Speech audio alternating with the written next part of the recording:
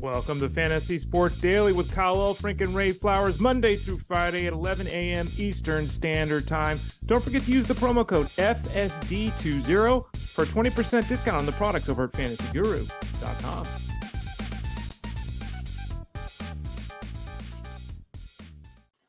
Today, we open up this edition of Fantasy Sports Daily by settling a bet, because I know a lot of you make friendly wagers with your buddies. Today is the day, mark it down. If you had the under on March 6th for the first Anthony Rendon injury, you win. If you took the over beyond March the 6th, you're a loser. How about that, Ray? Anthony Rendon, I just do this for the money. It's a job, but he doesn't even show up for his job. Like, yeah, that's the thing. And then we've gone over this. A lot of people have. I think there's a lot of people listening to us that would say they do their job to get a paycheck, right? Okay. But you show up to your job every day, whether you're a sheet worker or a gardener or a front office person in a bank, you show up for work every day. So yeah, it's just not a good look, because 4 straight seasons under 60 games, and here we go again. And this is another example of why Anthony Rendon just showing up to do the job and collect a paycheck is different from me just showing up to do a job, because I can be cut loose and I don't get a dime. I think if Anthony Rendon is cut loose, Ray, and they fire him, he gets what's he got left? Like $90 million.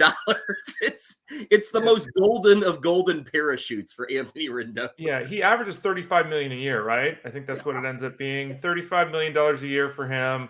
And the contract is through 2026. So 24, 25, 26. So yeah, we're looking at over $100 million.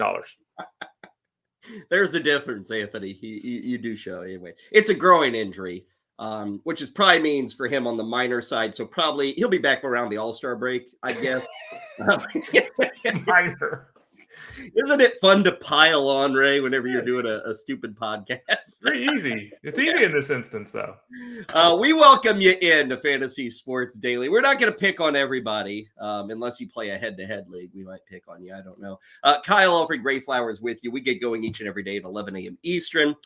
You can find us on Twitter, or X, YouTube, Facebook. You can hunt us down at Fantasy Guru. Download the podcast. We love hearing from you there. So wherever you are today, it is a blast to have you with us. What do we have for today? Well, outside of Rendon, we're going to recap another draft, another experts draft that Ray was a part of, at least as an analyst last night.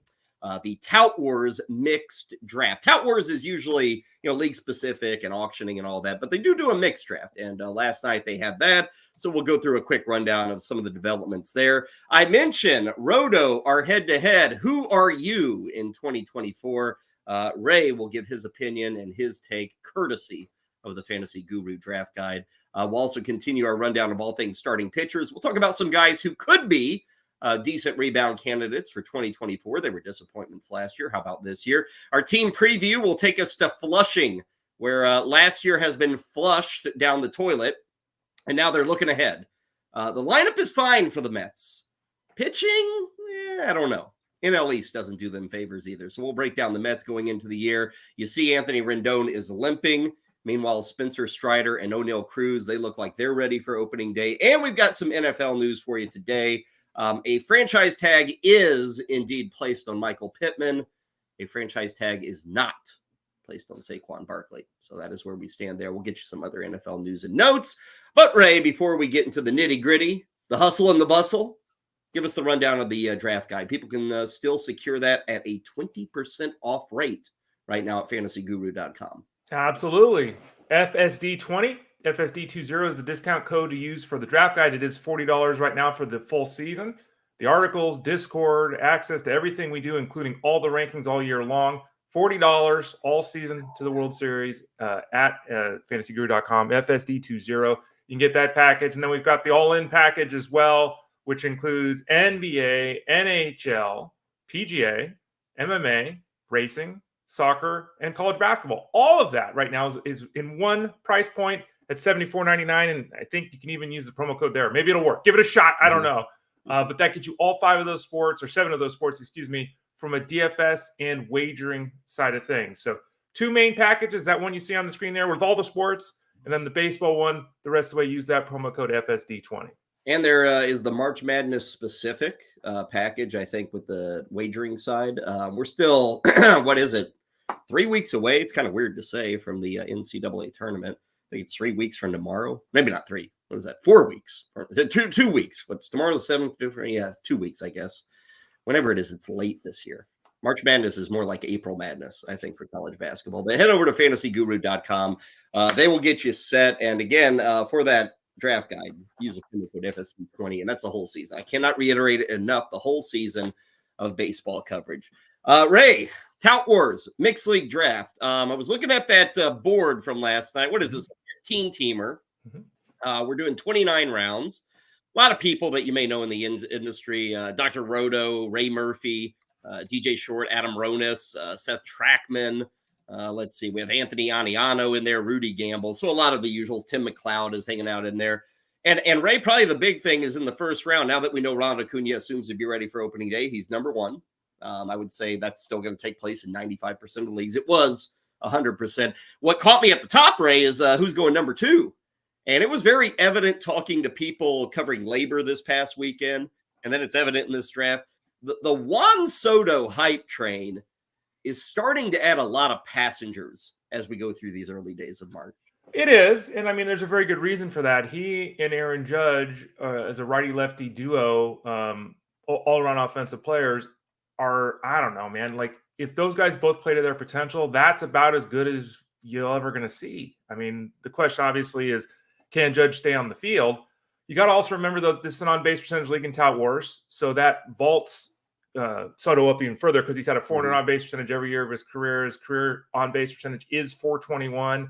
If he's hitting in front of Judge, that number is either going to be 490 because they're never, or it's going to be 400 and he's going to hit 46 home runs because they're just going to pipe him fastballs so he's not on base for Judge. So, yeah, I think that there's a twofold thing. One, it's the team and the situation with the Yankees, and then secondly, the fact that he's kind of become the new Mike Trout when it comes to an on-base percentage league, a guy with power, a guy who plays every day, and a guy with an excellent on-base percentage. Yeah, he goes number 2 overall in this OBP league. And because of that component, Ray, is that why Bobby Witt is falling to number 10? Because people will look at ADP or they'll draft him in a 5x5 league with batting average, and he's number 2 or number 3. But last night, number 10 in this league.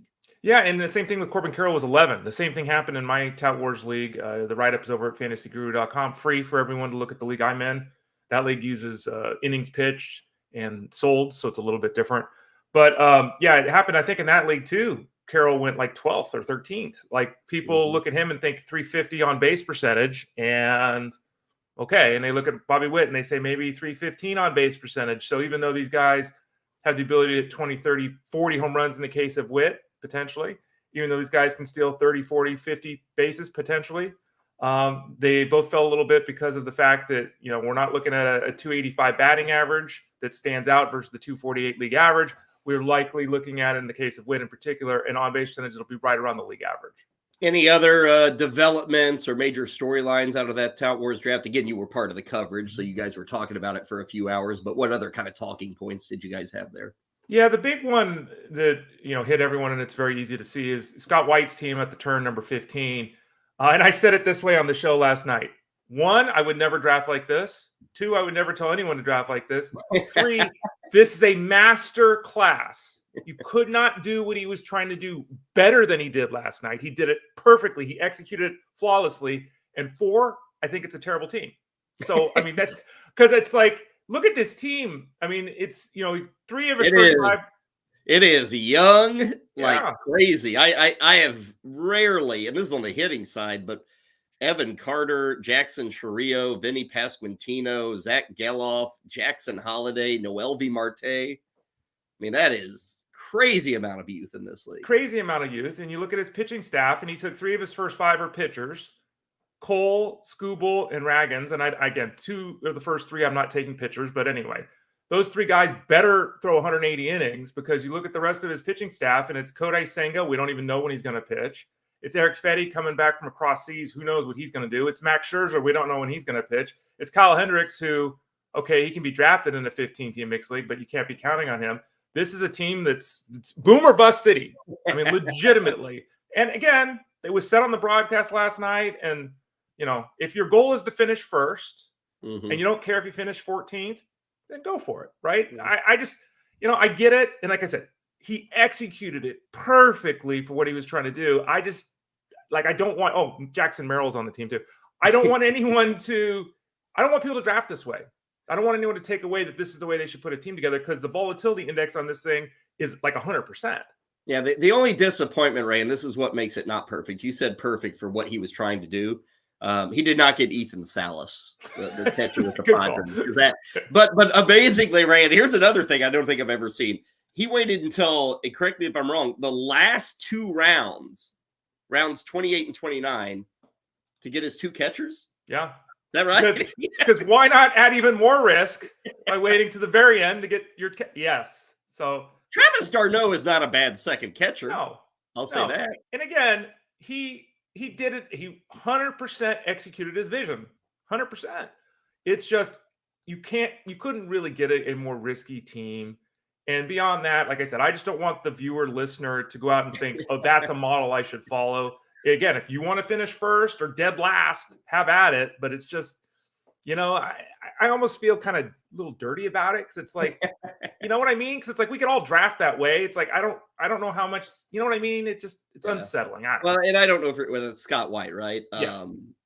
I mean, maybe this is his 30th draft rate. He's just Right. I need to do something different. Let's just have a team that's kind of fun at the start to see what happens. So that draft, if you have SiriusXM, if you're a subscriber, you can find it on demand with the SiriusXM app. But and I think you can find it online. Ray might have a write-up at some point, or maybe a link. So hunt that down and take a look at the board. And we got more of those drafts coming up. I know SiriusXM is getting set for their expert draft. Ray's going to be in that tomorrow. We've got other Tout Wars drafts coming up in just a couple of weekends with some auctions. So it is draft season. You should not have any issue finding out what the experts are doing.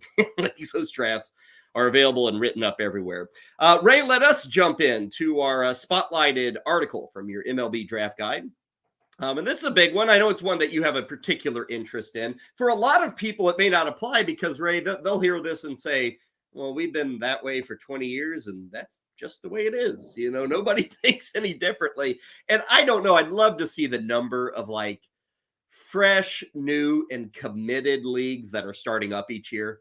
I hope for the generation of 12-year-olds out there, I hope they're still starting up leagues. I know I was when I was in grade school. So I guess this bit of the show, Ray, is for all the teenagers out there as we get cool here. I should have brought a Charlie XCX version behind me, or I don't know, Taylor or something. Anyway, just you're stuck with me and Ray, a couple middle-aged guys talking about teenage. Anyway, Ray, to start new leagues, I guess this is maybe the first thing you determine. Right. Outside of who's going to be in this league and maybe are we mixed or mono, you then decide, okay, what is the setup? And you've always had a particular take on this. The public seems to go in another direction, but Roto versus head-to-head. This is what we're spotlighting today. And I see that big Twitter poll in the middle. What did the Twitter poll say when you asked this question? Yeah, and so I'm running one right now on Twitter X at the Ray Flowers. You can follow me on most of the social media platforms at the Ray Flowers. Right now about NL versus AL only leagues. So I'm going even deeper there, but this was previous.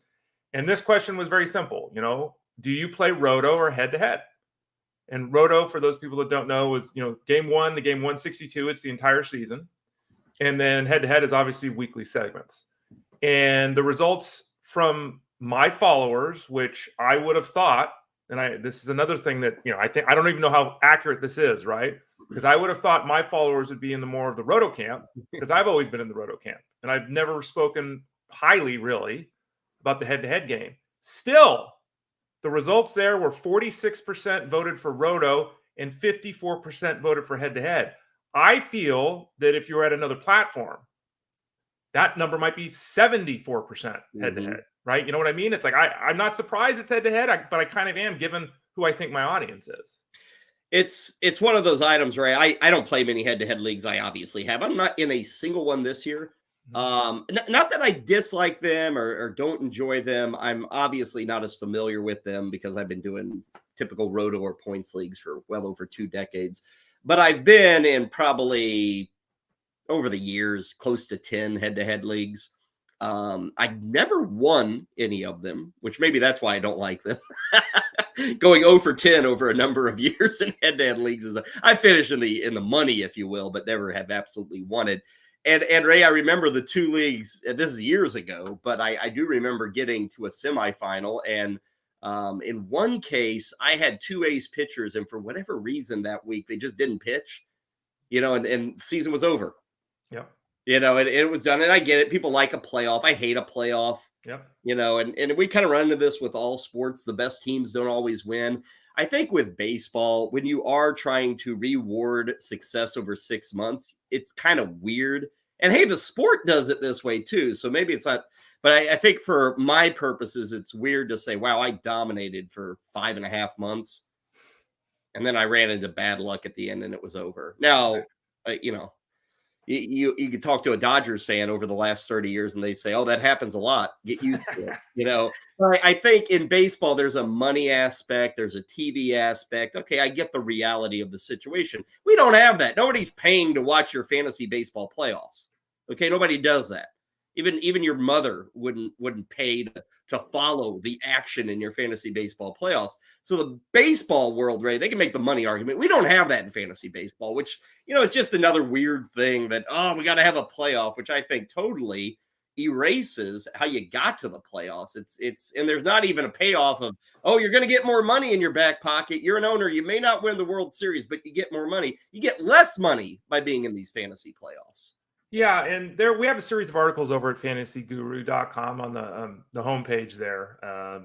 Patio Joe and I kind of did a little back and forth. He was actually a guest on the show a couple weeks ago there, so you can find a link there to our discussion. You can find articles on hitting side of things, the pitching side of things, point strategies, setups, all that kind of stuff. So we have a whole series of articles talking about head-to-head. Patio Joe is 100% head-to-head. I'm 100% not head-to-head. So I think it's good for the listener viewers because we bring different viewpoints to this. I think, and I've said this many times, and you can, the folks that are watching can see some of the pros and cons there from the article that are on the screen. To me, and I've heard all the arguments, and I understand the arguments, so I'm not ignoring what half the people have told me. I'm just telling you, to me, I completely agree with what you're saying. I don't want to do this for 5.5 weeks so that I can lose to a team that picked two guys up off the waiver wire that were called up from the minor leagues in September that hit 500 this week. Meanwhile, Mike Trout is out with an injury and Trey Turner's hitting 210 the last 3 weeks. I don't want to lose because of that. And that happens all the time. And, people I understand why they like head-to-head. I totally get it. And if you want to play head-to-head, play head-to-head. But I don't think the game of baseball, and I know the game of baseball is not geared toward a head-to-head matchup. It's just that's not how this game is played because as you can see there on the screen, you invalidate the draft when you do head-to-head because it doesn't matter who you draft because your whole team is brand new. Every week you're picking up guys. Secondly, it's whoever works the waiver wire best. So it's whoever's got the opportunity time-wise and energy-wise to just work the waiver wire. 2-start pitchers are king. It doesn't even matter if they're any good. Let's go get Miles Mikolas because he's got 2 starts. And then there's no player in the universe, none, that are consistent week to week. So I get it. I understand it, but it's not the way the game of baseball is played. And I think the format just doesn't do service to the players or the game. Yeah, and that 2-star pitcher thing, a lot of people love. Some people really hate it. I'm kind of in the middle. I think one issue I've got with it is you end up benching better players. Yeah. They're better players. But like you said, you end up benching, let's say, a healthy Carlos Rodon. Let's say he's pitching well, but this week he's pitching at Fenway. Well, I'm not going to start Rodon, and I'm going to go get Miles Mikolas for 2 starts. That's just weird to me that you would bench better players for a full week. I will say for those in head-to-head, I think it's pretty critical, Ray, to have 2 resets of your roster. If you're going to be – because a lot of people you set on Sunday night and that's it. I think you do need to have another roster lock, if you will, come Thursday morning. You have that Sunday night or Monday morning and then do another one, say, maybe it's Friday morning, however you want to say it. But I think you need to have 2 within that week. My experience, and again, I haven't played head-to-head for years because I had a horrible experience where Barry Bonds and Sammy Sosa in their heyday didn't hit the last week and I lost. I'm like, I'm out. This is stupid. The majority of people that I speak with don't play head-to-head the way you're talking about, Kyle. That's the way we played it. That's how it was for us growing up. majority of people I speak to run the waiver wire every single day, which I think is bananas. Because we're talking a lot about the industry and some of the struggles and how people are leaving baseball and you're trying to attract new people. How are we attracting new people if we're saying to them, let's play head to head because we like that format, cool, but the waiver wire is open every day and you can make moves every day. People don't have the time or the inclination to do that. They're not doing that. If you're 35 and it's been the way you played for 20 years, you're doing it fine. We're not attracting new people, number one. And number two, this gets back to the where do I live? Am I East Coast or West Coast? It gets back to what kind of job do I have? Am I working at home or am I a construction worker out on the street? I simply can't understand how so many people out here play head-to-head with the open waiver wire. So they're literally changing. I had a guy that, I made 500 moves last year. What are you doing? Like, what's the point of that? All you're rewarding is the person that works the hardest, not even the person that knows the most. And you also draft very differently in head-to-head because honestly, Ray, you need to win 6 categories a week. Yeah. That's what it comes down to. So, Ray, you can find a way to ignore 4 categories. And it's very easy to ignore something like saves, which are extremely hit or miss as is. Like even the best save guys may go 2 weeks with 1 save. Yep. So like saves, you can totally ignore them in head-to-head. You can just load up on strikeout arms. Even those middle relief arms are probably more important than 9th inning guys. If they're going to have better ratios, if you're punting saves, who cares about the 9th inning guys? Just get the best 8th inning guys out there.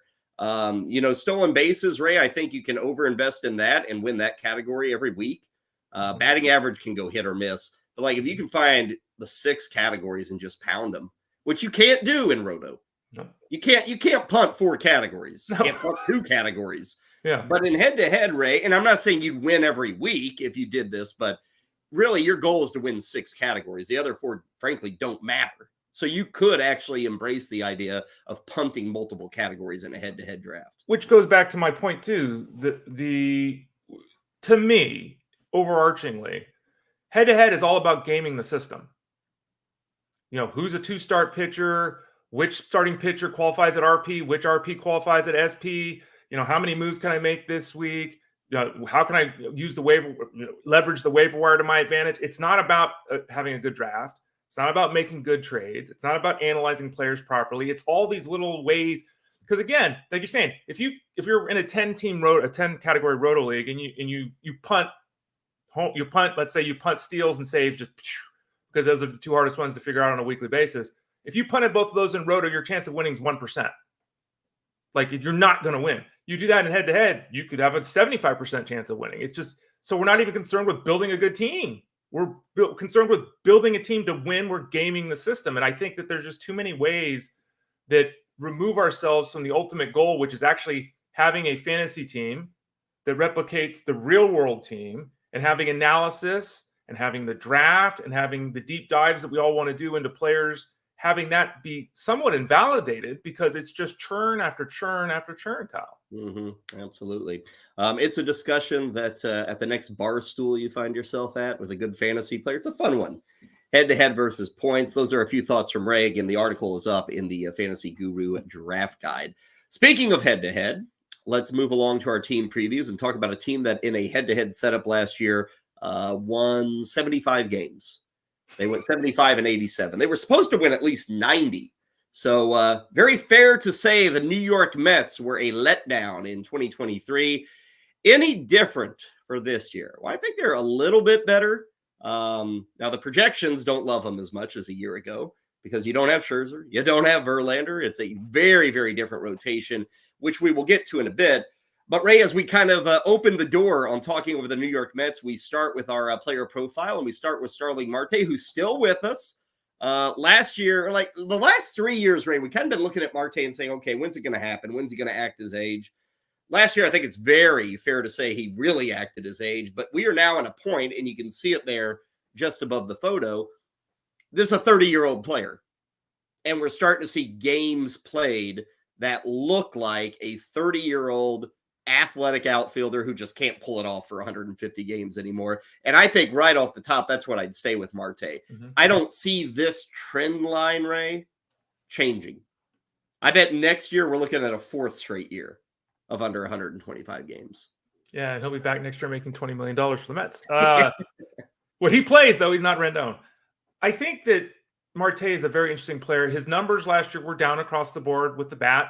I think it's very reasonable to expect them to rebound somewhat because the underlying metrics don't suggest he was a 248 hitter, with a 600 OPS. Like, he was better than that. I think if his OPS goes up 100 points, though, it's still 725, right? Mm-hmm. So that's significant improvement. That gets him back to kind of where we'd like him to be. It's still a boring level, right? The one standout feature, and you see it there listed, he still stole 24 bases last year. And I know everyone's running, and so 24 steals today doesn't mean what it meant 5 years ago. I get that. But he is 35 years old. He still stole 24 bases in just 86 games played. And so I think it's very reasonable to think that Marte, even if he plays 110 games, something like that, he steals 30 bags. And so, he's going to play whenever he's healthy enough to play. He's not Victor Scott, who's hoping to make the team. He's not Esteury Ruiz, who can't hit. He can hit. He's going to play daily when he's healthy. I think he can steal 30 bases again. Like, as I said, I think his offensive game can improve from last year. I'm not expecting him to go back to 2022. Mm-hmm. So don't get crazy with Marte, but I think that he's someone that the hype is gone. The interest is kind of gone too. And that presents an opportunity at least to purchase him at a point in your draft where, the return warrants what you're spending. Yeah. And I will agree with you there where he is being drafted, which is well outside the 200s, 220s, 230s. Mm-hmm. At that point, Ray, honestly, I only need 110 games of Marte doing this. I think the struggle would be if you're in a 5 outfielder league, you almost have to draft them to be one of your starters, and I wouldn't like that setup. But as we shrink the starting outfielders down to 3 or 4, and a lot of leagues do that, then, Ray, you can get them as a possibility as a backup outfielder. And I think if you can slot him to where you're getting him in the 200s and you're getting him as a guy that you're not counting on to start, I love that setup. But if you're in a 5 outfielder league, you almost have to draft him as a starting outfielder. And I think that's dangerous just because of the number of games he's likely to miss this year. Yeah. And so Marte is not he's an intriguing guy because of his speed. He's an intriguing guy because of his history. And he's one of these players that at the end of the day, if we're talking, he's going to earn X amount of dollars or whatever. I'm fairly confident he earns his cost, right? And he might even pass it. But even if he does that, and he's hitting 12 home runs and he's driving in 46 and scoring 61. Like, he's not a sexy player, right? He's not. And the days of Marte leading your team, they're gone, right? We got to put that. Maybe he has some amazing return to glory and you win a league because of him, kind of thing. But I wouldn't expect him to have the profile that would lead to that level of performance. I wouldn't be drafting him for that reason. So, yeah, like you said, he's a depth outfielder. And if you're in a 10-team league, who cares? If you're in a 15-team league, even in a 12-team league that starts 5 guys, I think there's a spot for him in the starting lineup. Okay, there you go. Starling Marte, a quick look at him. Let's go to 4 questions with this Mets team. And we'll start with a bit of news. Edwin Diaz is hoping for an early next week spring debut with the Mets as he comes back from his season-long injury of a year ago. He has been doing a lot of inter-squad work, things on the backfield, and reports are pretty good. That leads us to this question, Ray. The return of Edwin Diaz. We were doing that labor auction over the weekend, and in the mixed league, and again, you hate to say, this is, there are a lot of things moving in that room, but the most expensive reliever was Edwin Diaz. He went up to $22 there, which was $3 more than Josh Hader. I think it was $4 more than Emmanuel Clase. So, that was one auction / draft. I don't think Diaz is being drafted regularly as kind of the first reliever off the board, but everybody appears to think this guy is coming back and the trumpets are returning and 40 saves are probably returning for Diaz. The last 3 years, he has 0 seasons of 35 saves. The last 3 years, Kenley Jansen has 2 seasons of 38 saves. What are we drafting here? Diaz is a better pitcher. He's more dominant. His strikeout numbers are insane.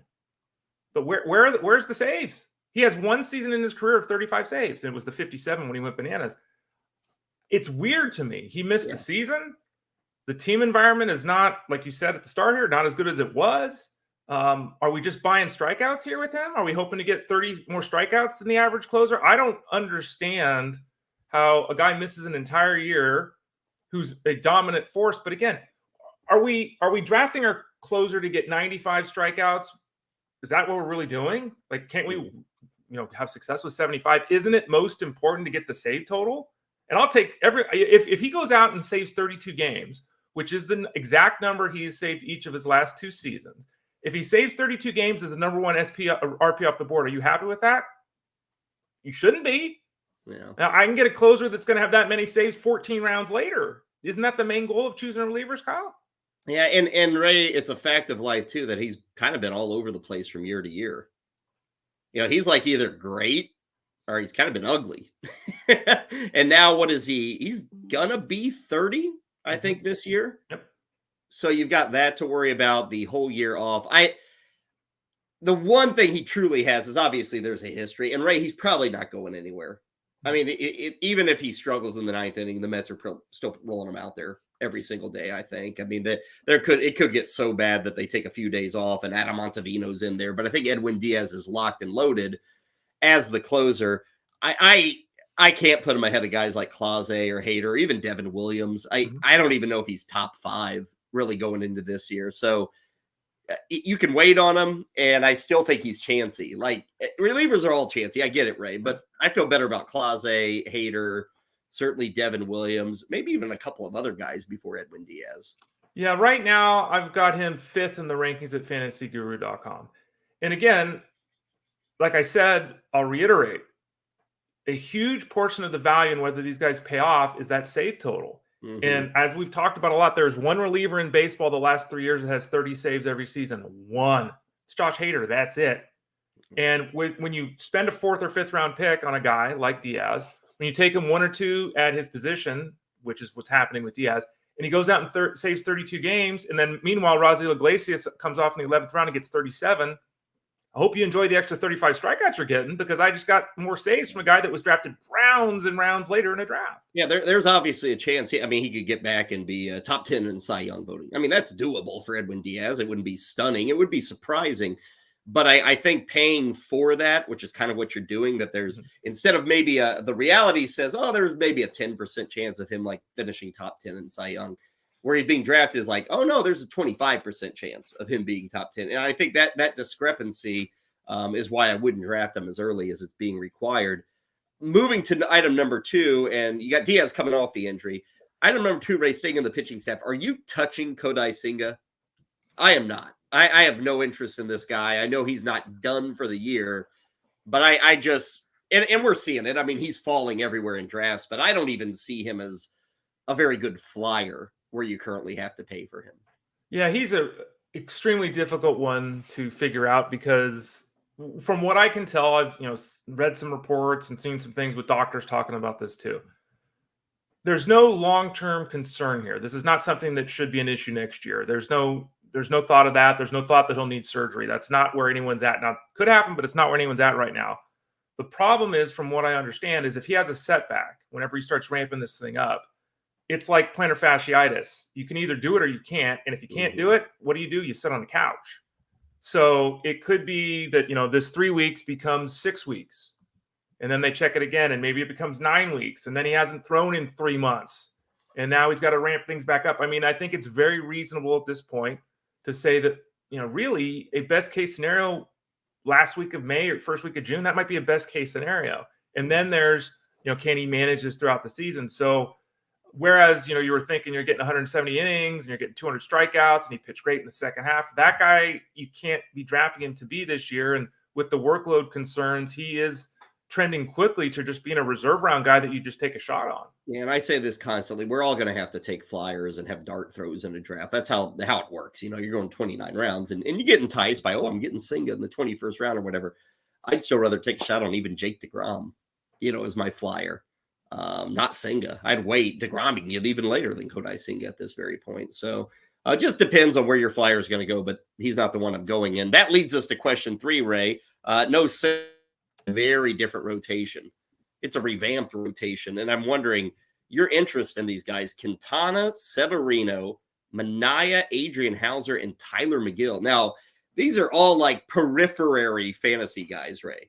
This is nothing like last year where you had Verlander, Scherzer, and Senga, and people were like, wow, best rotation ever. This is a very different look of, in effect, and this is probably unkind to some of these guys, it's just a bunch of mediocre starters, Ray. And that's really what we've got here with this collection. Do you like any of them. Again, you may have to draft them, but are you like excited about drafting any of these 5? The way the rotation currently sits for the Mets, all 5 of their guys are 4th or 5th starters at the big league level. All of them.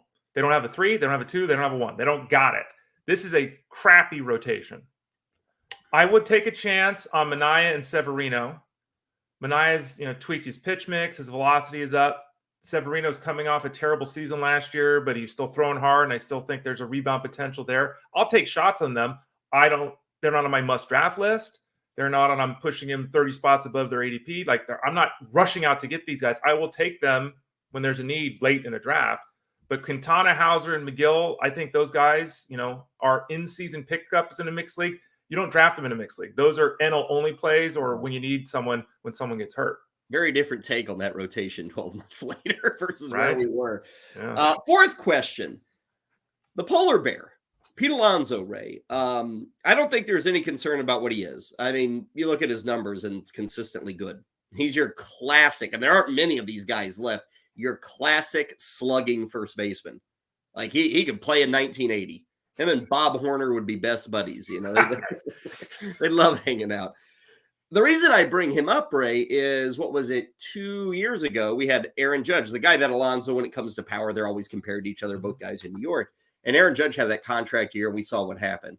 Pete Alonso isn't really getting the offer he wants from the Mets right now. He'd like to sign with the Mets. The Mets, who everybody has told me have more money than God, are not giving it to this guy. It's kind of weird, Ray. He's born and bred as a New York Met. He's done everything you could ever ask.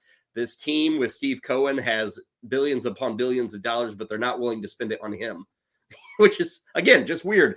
I wonder, Ray, let's assume he has the proverbial contract year, Okay. the walk year. How good? What could it be for Pete Alonso? Like, dream with me, a contract year where Pete Alonso kind of does what Judge did a couple of years ago. Yeah, I think the difference here is that I really struggle, and not just logically, but looking at the data. Like, can he hit? He's never hit 275. So if he kills it, he hits 275, maybe 280 if he goes bonkers. Like that's just best case scenario. So he doesn't have the batting average upside of Judge. Can I get 7 steals? Yeah, I was going to say there's no chance. Judge had 16 a couple years ago, right? Yeah. There's no chance that I don't think 7's even legit. No. So Alonso has 2 categories where, bleh. And so we've seen the power. His rookie year, he had 53 home runs and 120 RBIs. I guess he could hit 60. I mean, who would you ever predict? No one to do that. But he's in top 4. He's in the handful of guys that could, absolutely. So if we dream and dream and dream, he hits 55 home runs, drives in 125, scores 100. That's 273 with 4 steals. It's a really good season. And I think that, if you look, especially if you look across the board and you grade players, and we did this over at fantasyguru.com, we've got our, dependability grades. Top of the list. Plays every day, produces every day, boom, it's done. There's a chance that he does that. But even if he does that, there's still a limitation as to how sexy it gets. Matt Olson last year, he could do something like that if everything came together. But you got to remember, too, Atlanta's a good place to hit, and Atlanta's batting order is a lot better than what the Mets have. Yeah. Those are the 4 questions for the Mets. Newcomers this year, we ran through the rotation. Severino, Manaea, Adrian Hauser. Harrison Bader making the move from the Yankees to the Mets. He's probably a starting center fielder. Prospect-wise, speaking of the outfield, Drew Gilbert, who was a Houston farmhand. He came over in the Verlander trade. Probably going to see him at some point this year. Wouldn't call him like an upper-end prospect, but there's probably a spot for him when the inevitable, Marte and Bader injuries happen. You may get to see Drew Gilbert come out there. So don't know if it's worth a stash, but keep an eye on that development. Ray, who would you take a chance on with this Mets team? You're sitting at your draft table and you're looking at this roster. Maybe not a guy you love, but who are you taking a chance on? I'm looking at an ADP of about 290 for this guy. I'll take a shot there. Give me Luis Severino. I talked about it. Still has a live arm. We'll see if he can get back to being a solid contributor in the fantasy space. I would take a guy even lower, Ray. And he literally has not done, not literally. He has done very, very little at the big leagues.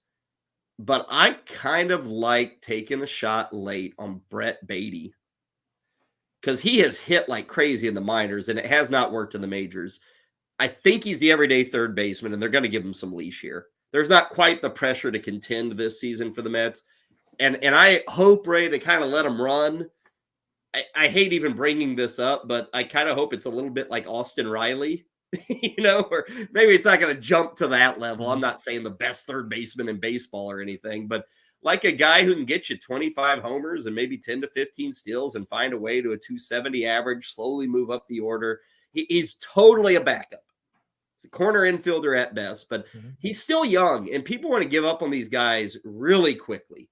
And I would just say, if you're sitting there and you need some help on your corners and you're looking for upside, it's not the worst thing to take a shot on that prospect. Who are you passing on with the Mets? What a world where you're an elite level prospect and you're 23 and people throw you in the toilet. Yeah, it's what like a world.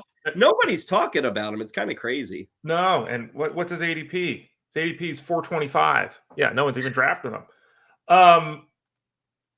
I just said his name, and we talked about it's Edwin Diaz. And again, I've got Edwin Diaz fifth at closer, but there's no way I'm pushing him above that, and there's just no way that I'm paying that price. People have gone bananas for closers this year. I think they pulled back a little bit on starting pitching overall, but the closers have been elevated, so we've just kind of switched who we're drafting early.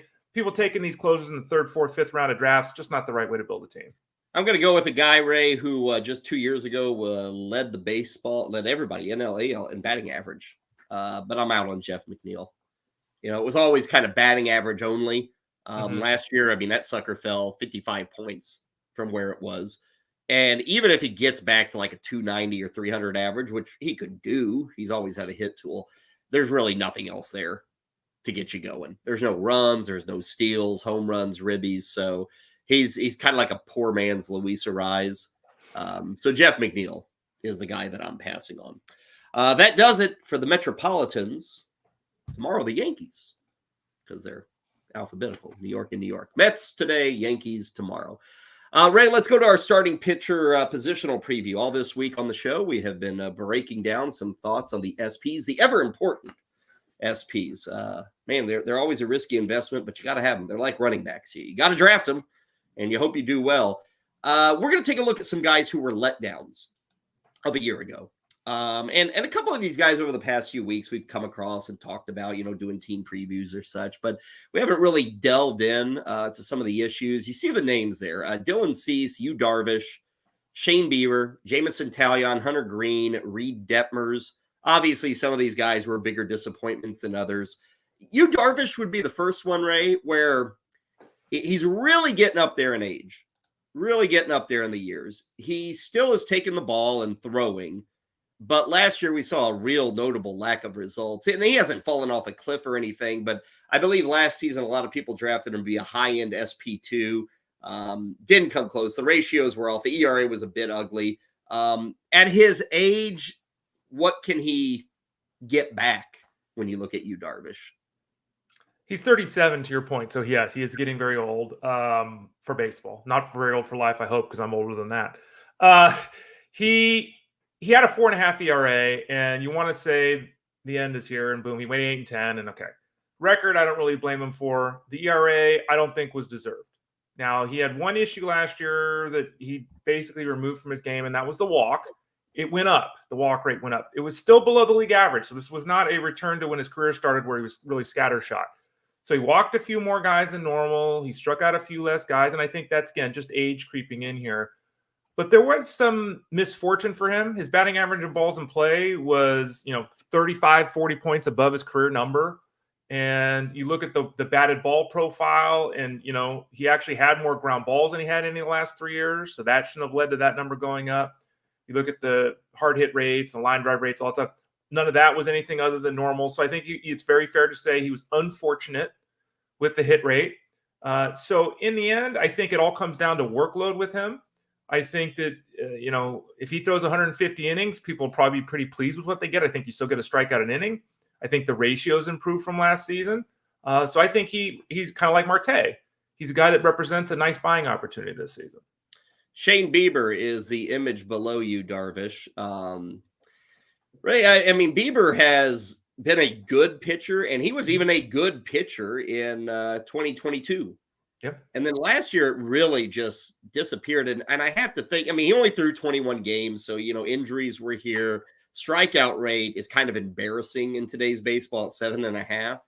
I hate to think he just lost it that quickly, but everything around him seems to be negative. Like it was very evident that the Guardians would have traded him for probably anything this year. And there are teams who need pitching, and nobody seemed to want to take a shot on Shane Bieber. Now, maybe it was a issue of asking and buying and, what are we willing to give up?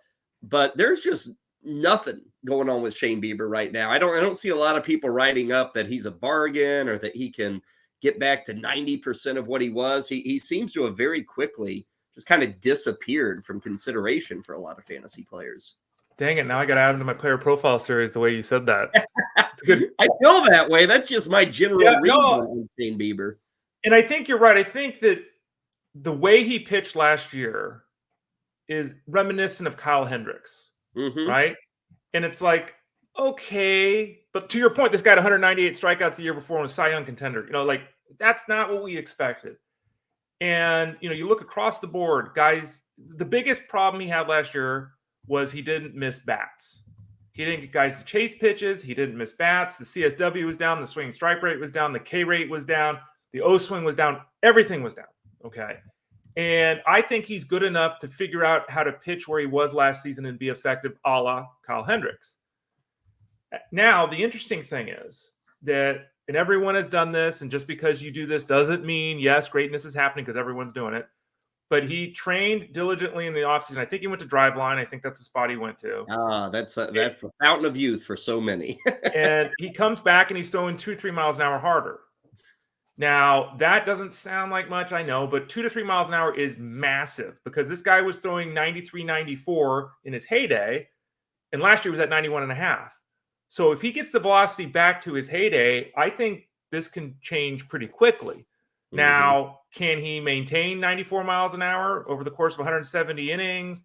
Is this, I'm early and I'm jazzed and here we go kind of thing? I don't know the answer to that, but I think he's a good enough pitcher, if you allow me to quote that. He's a good enough pitcher that I'm willing to take a chance on him figuring some things out pitch mix wise and hoping that the velocity sticks around. It's interesting. You look at ADP in a lot of drafts, Ray, he is being passed by from another Guardian pitcher, and it's not Tristan McKenzie. It's Gavin Williams is now going ahead of Shane Bieber in a lot of drafts. I'd still rather have Bieber than Williams in that scenario.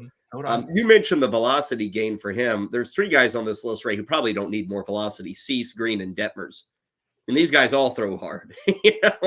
And I've also been a little surprised how nobody's really searching out Dylan Cease this year. There's a lot of negativity with him coming into the new year. Hunter Greene still has his proponents just because it's hard to deny the fastball, and the fact that he's working on things, and if it clicks, it's going to be dynamic. And then Reed Detmers is frankly just another angel who hasn't done it. Of those 3, Cease, Greene, Detmers, who's got the most sunny outlook for you this season?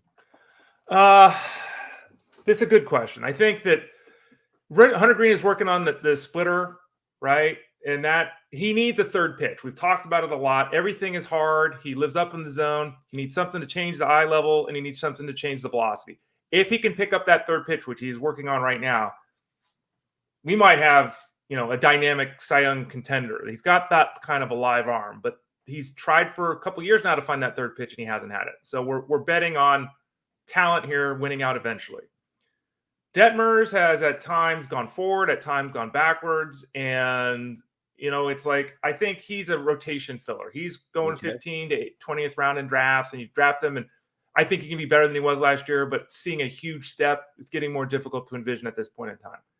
Dylan Cease is the most fascinating one to me because Dylan Cease, he's not quite to the level of Hunter Greene in terms of arm talent, but it's pretty close. And, we just talked about Edwin Diaz and all the movement that, Diaz gets up the draft board because of strikeouts and everything. Dylan Cease has 226, 227, and 214 strikeouts the last 3 years. And in modern day baseball, those are big numbers.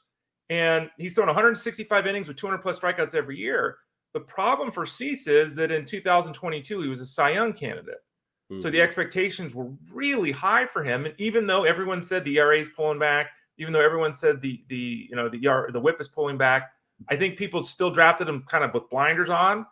And then when he struggled in those 2 areas last year, they kind of just completely backed off. So his ADP is higher than I thought it would be. It's at about 115, Dylan Cease. So people aren't out because they realize there's durability and strikeouts here. But I think a lot of people would love to also see him get traded, Kyle. I don't, they've been talking about that. If he's in a different environment team-wise, people will probably push him up even higher.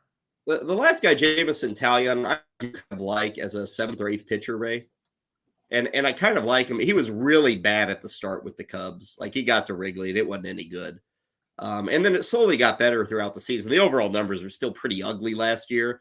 But I think, Ray, that's a guy who I'll take a shot as my 7th starting pitcher.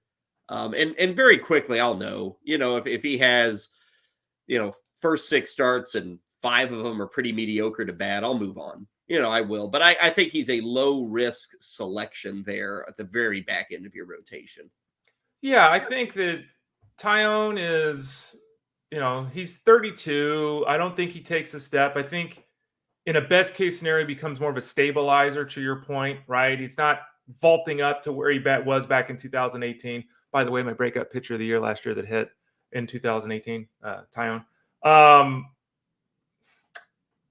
He's interesting because he's always tinkering. He's changing his pitch mix. He's working on things. He's very studious about this. There were times last year where he locked it in. There were times last year where he didn't lock it in. But in the end, his ratio, his 1.28 whip was still okay.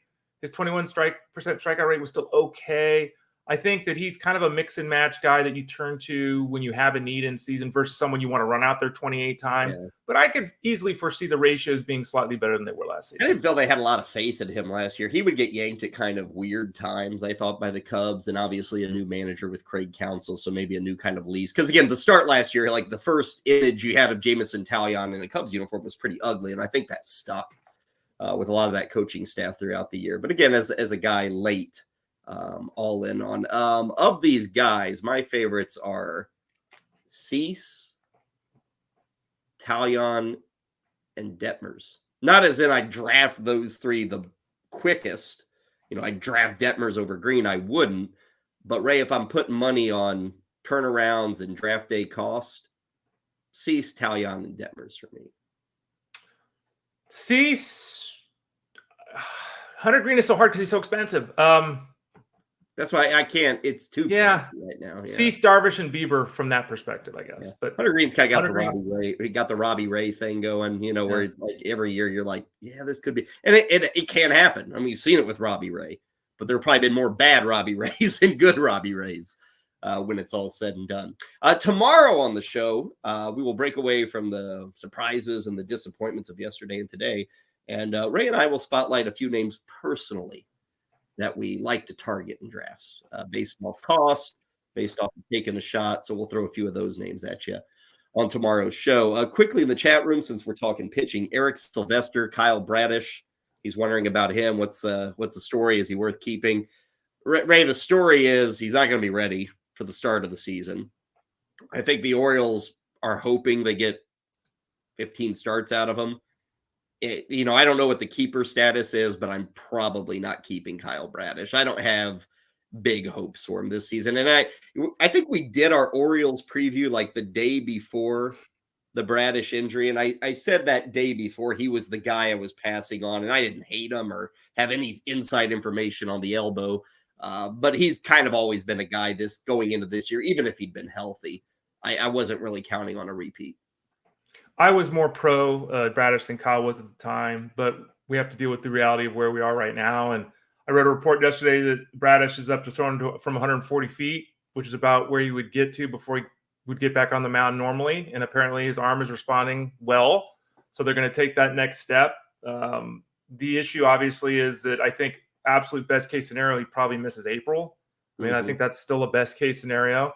To me, there's just, we were talking earlier about Scott White's team on CBS with the draft last night with Tout Wars. If I'm going to draft pitching at this point, I'd rather take a chance on Paul Skeens than Kyle Bradish. You know what I mean? Give me some high-profile rookie guy that's healthy, that I don't know when he's going to play, versus a guy that's beat up. It's like Kodai Senga. It's like we just don't know. Kyle Bradish can have a hiccup, and they shut him down for 2 months.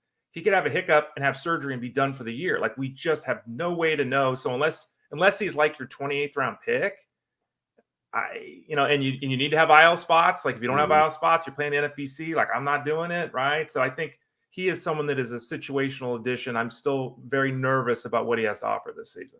You mentioned Skeens, Ben Cherington, the GM of the Pirates yesterday. No surprise here, but he said Skeens will start the year in the minors. Going to be up at some point this year, but did want to pass that along. Kenley Jansen is still coming back from that lat injury. He's going to throw his first live BP today.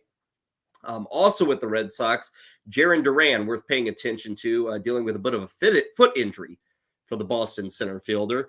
Let's see, what else? We got Washington signing Eddie Rosario. Kind of a two-way deal, depending if he makes a team, he makes X amount. If he goes to the minors or wants to be released, he makes a different amount. But Rosario has a team. Spencer Strider, everybody's favorite starting pitcher, 13 strikeouts through 9 shutout innings in the spring. That's big time. And O'Neill Cruz hit a home run yesterday that left the bat at 115 miles an hour. I'm sure I've missed one, Ray, but that number jumped off the page. I don't recall seeing exit velocities of 115. That's not regular, is it? That's not common. I'm trying to remember because I wrote them up this year in the biggest questions of the year answer. And we said this, and other people have said it too. I'm going to say we said it first because we were talking about this months ago. But O'Neill Cruz was Ellie De La Cruz before Ellie De La Cruz was a thing. Like, a lot of people forget the fact that, just straight dominance. And I'm pulling the numbers up here. Remember, in 2002, O'Neill had the hardest hit ball in Major League history. 122.4 miles an hour. God. Hardest hit ball ever tracked. And by the way, he was top 3% in all of baseball in arm strength and sprint speed. He's a freak. So he hit a ball harder than anyone ever. He's one of the 3% fastest guys in baseball. By the way, he's 6'6". He is a phenomenal freak athlete. And if you saw the home run yesterday, it was a high pitch that he hit, 450 feet. And it was just like 450 feet. Dude can be an outright superstar, and we're starting to see it. I felt like 2 months ago when we started fantasy drafting, people were really, Last night in Tout Wars, he went in the 4th round. Yeah. So people are really starting to remember how good this guy can be. You're seeing him again. You didn't get to see him last season. Freakish talent. Kind of like you always hear stories about Mickey Mantle, the freakish talent he was, and kind of getting that with O'Neill Cruz. To wrap things up, a little football. We start with Dalton Schultz. He's going to be a Texan for a while, 3 years and $36 million. So he stays with Houston. Indianapolis, as expected, has thrown a franchise tag on Michael Pittman. And Saquon Barkley, Ray, kind of as expected. I know the Giants talked about maybe wanting to do a franchise tag, but he did not get tagged. He is officially going to be a free agent. Sounds like he wants to be back with New York, as usual. It's a dollar and cents thing.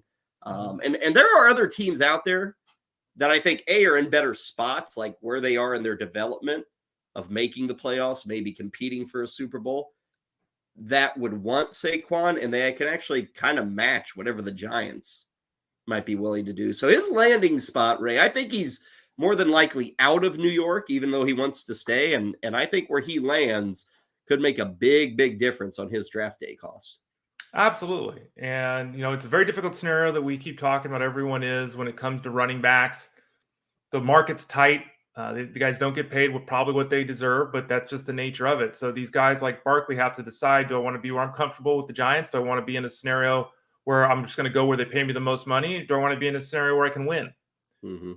So and I don't know the answer to that. We're hearing he'd like to stay, which I totally understand, but there are other factors involved here. Given the franchise tag to a running back doesn't seem like the wisest move to do. Teams are generally adverse to doing that. So he's someone that wherever he plays, he's going to be a focal part of the offense. So, he's going to get 15 plus touches in a worst case scenario, right? So he's still that workhorse guy, but there's a lot of teams out there that don't really want a workhorse running back anymore either, Kyle. So that even makes it a little more difficult for him to find a landing spot. He's probably wanting a 3 or 4 year deal. He may get a 2, maybe a 3, depending on what the money is, the AAV is. And the running back class is really crowded. A lot of big names there. Jacobs, Pollard, Eckler, many big names. Yeah, Derrick Henry. So we'll just have to see how all that shifts out. It's going to be one of the more fascinating storylines of the offseason. That will take us to the finish line of this edition of Fantasy Sports Daily. If you are a SiriusXM listener, Ray and I are going to be filling in for Jeff Mans later today, 3 o'clock Eastern. So that'll be fun. talking a lot of baseball, a lot of football. So tune in for that on the fantasy side. And if you're not, just catch us tomorrow. 11 a.m. Eastern. We'll be back here at your service with Yankees, more starting pitchers. We got some more highlights of Ray's fantasy draft guide. It's all coming your way on tomorrow's edition. Ray, have a pleasant one. I will talk to you in 3 hours. Okay. Sounds like a plan, Kyle. And then we'll do a full 3 hours. So you All get a lot of Ray and myself on this Wednesday. A big thank you for everybody in the viewing room, the chat room, everybody listening today. Got some big numbers jumping in, so we love to see that. We will talk to you on Thursday, 11 a.m. Eastern. This has been Fantasy Sports Daily, powered by fantasyguru.com.